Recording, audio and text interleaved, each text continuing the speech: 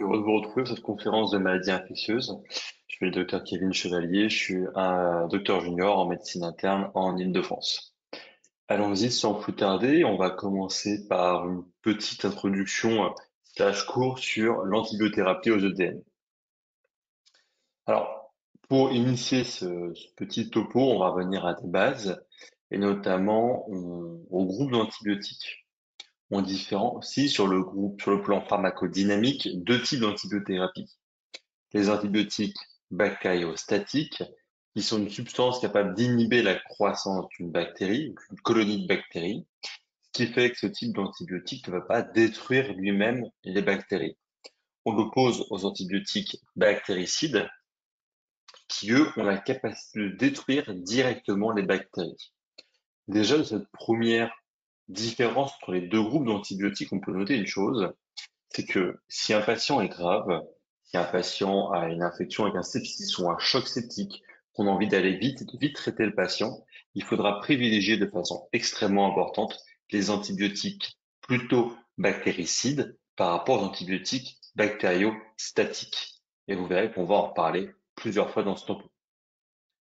Ensuite, par rapport aux résistances à un antibiotique, d'une bactérie à l'antibiotique, pardon, on définit ce qu'on appelle la CMI pour concentration minimale inhibitrice. C'est la concentration la plus basse d'un antibiotique qui permet d'inhiber la croissance d'une bactérie in vitro dans la boîte de Petri. C'est avec cette CMI qu'on définit si une bactérie est sensible ou résistante à un antibiotique. C'est toujours un couple, une bactérie, un antibiotique. En effet, si la CMI est supérieure aux concentrations antibiotiques obtenues dans l'organisme avec des posologies usuelles, alors la bactérie est dite résistante à l'antibiotique.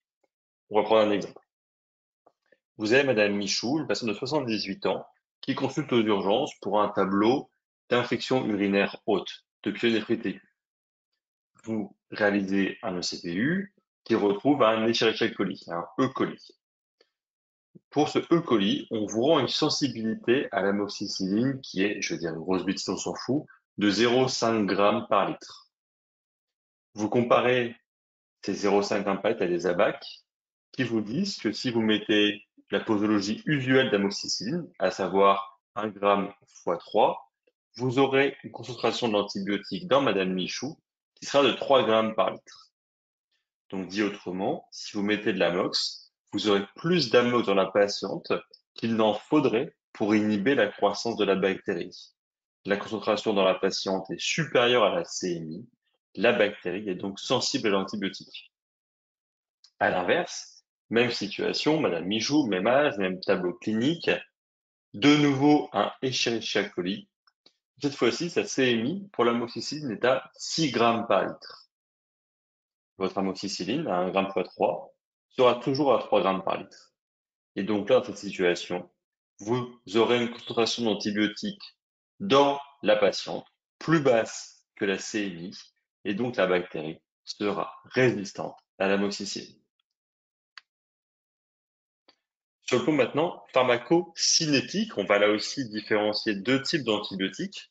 Des antibiotiques temps dépendants, dont l'activité en fait est corrélée à la durée pendant laquelle l'antibiotique est au-dessus de la CMI, sa concentration est au-dessus de la CMI. Par exemple, ici, vous avez deux antibiotiques, un vert, un rouge. On voit que l'antibiotique vert est plus longtemps au-dessus de la CMI ici en pointillé que l'antibiotique rouge. Il sera donc plus efficace. C'est ce type d'antibiotique qu'on va donner plusieurs fois par jour. Encore une fois, par exemple, amoxicilline 1 g x 3, ou qu'on pourra parfois utiliser et administrer à la seringue électrique. Ensuite, vous avez le deuxième groupe d'antibiotiques, dit concentration dépendant, dont l'efficacité est corrélée à la différence entre le pic atteint en termes de concentration par l'antibiotique et la CMI. Plus cette différence est grande, plus c'est efficace. Donc là, de nouveau, l'antibiotique vert sera plus efficace que l'antibiotique rouge. Attention cependant, il faut certes avoir une différence importante avec la CMI pour être efficace, mais il ne faut pas être trop haut en termes de concentration pour ne pas favoriser des effets indésirables toxiques. Il faut donc viser ce qu'on appelle une vallée thérapeutique entre les zones toxiques et les zones où l'antibiotique n'est pas efficace. Mais comment fonctionnent les antibiotiques?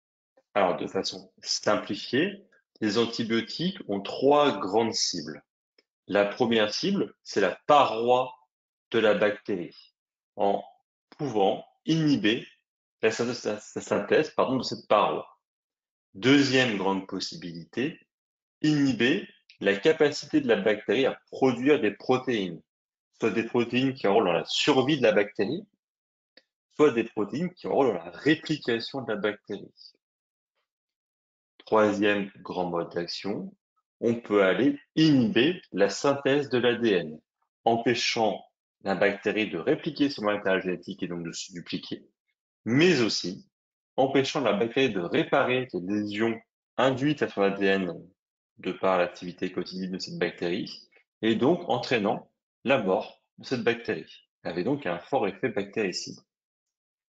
Nous pouvons attacher des grands des grands groupes d'antibiotiques, ces différents modes d'action.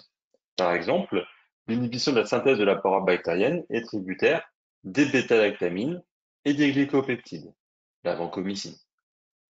L'inhibition de la synthèse protéique est tributaire des aminosides et des macrolides. Et retenez que les cyclines, la doxycycline par exemple, agit à peu près comme les macrolides. Et enfin, l'inhibition de la synthèse de l'ADN est tributaire du grand groupe d'antibiotiques que sont les quinolones. Néanmoins, à ces mécanismes d'action s'opposent des mécanismes de résistance. Ces derniers sont au nombre de 4. Le premier, qu'en général vous connaissez bien, est l'inactivation enzymatique, c'est-à-dire la capacité de la bactérie de produire et sécréter des enzymes qui vont aller capter et détruire l'antibiotique, des pénicillinases, des bêta-lactamases, des céphalosporinases, etc. Deuxième mécanisme de résistance, certains antibiotiques ont besoin de se fixer à un récepteur, à une cible sur la paroi de la bactérie. Eh bien, la bactérie a la capacité de modifier la cible de l'antibiotique. C'est comme si j'allais chez vous et que je changeais la serrure de votre appartement. Vous ne pouvez plus rentrer chez vous. Et bien là, c'est pareil. La bactérie change la serrure, entre guillemets, pour l'antibiotique, et l'antibiotique ne peut plus se fixer. Et s'il ne peut plus se fixer, il ne peut plus agir. Troisième mécanisme de résistance, qui va cette fois-ci concerner les antibiotiques qui doivent rentrer dans la bactérie pour agir, c'est l'imperméabilité. C'est-à-dire que la bactérie devient imperméable et l'antibiotique ne peut plus rentrer dans celle-ci. Enfin, le quatrième mécanisme de résistance est les flux actifs. L'antibiotique rentre bien dans la bactérie, mais à cause d'un système de pompe active, il est rejeté dans le milieu extérieur avant d'avoir pu agir. Prenons un exemple pour illustrer ces mécanismes de résistance. Vous connaissez probablement le Staphylococcus aureus. Dans sa forme sauvage, à peu près 5% des staph maintenant aujourd'hui, le Staph aureus est sensible à l'amoxicilline.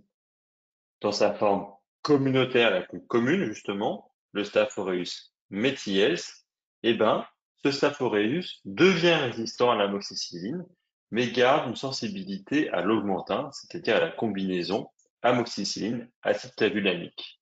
Pourquoi?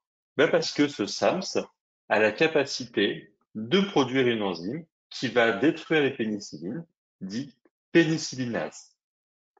Cette pénicillinase est de bas niveau parce que la sensibilité peut être récupérée si on ajoute un inhibiteur de bêta-lactamase comme l'acide clavulanique. En fait, l'acide clavulanique, qui est donc un inhibiteur de bêta-lactamase, est un antibiotique.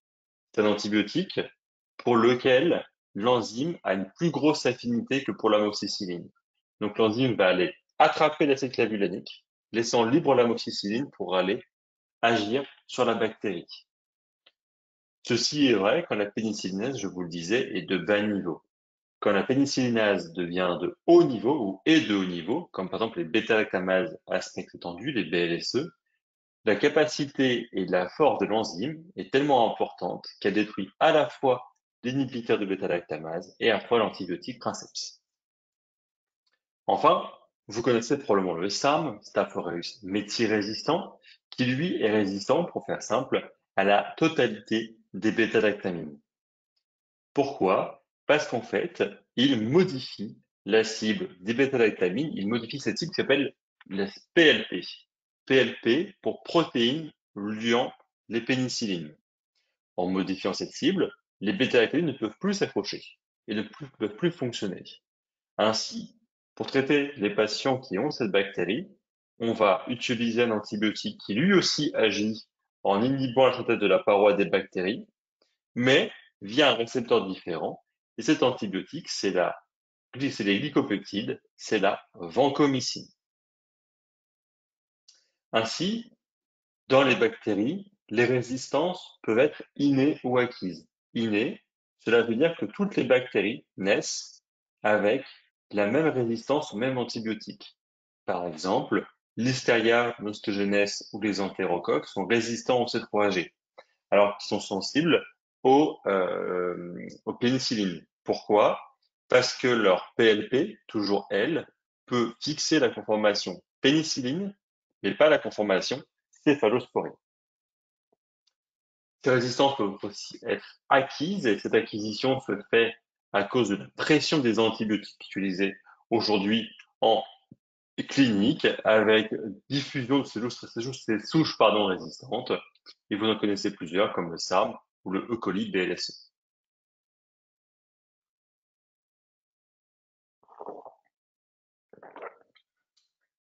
Faisons maintenant un petit tour des grandes classes d'antibiotiques. Les bêta-lactamines sont la classe d'antibiotiques les plus utilisées. Ils sont bactéricides,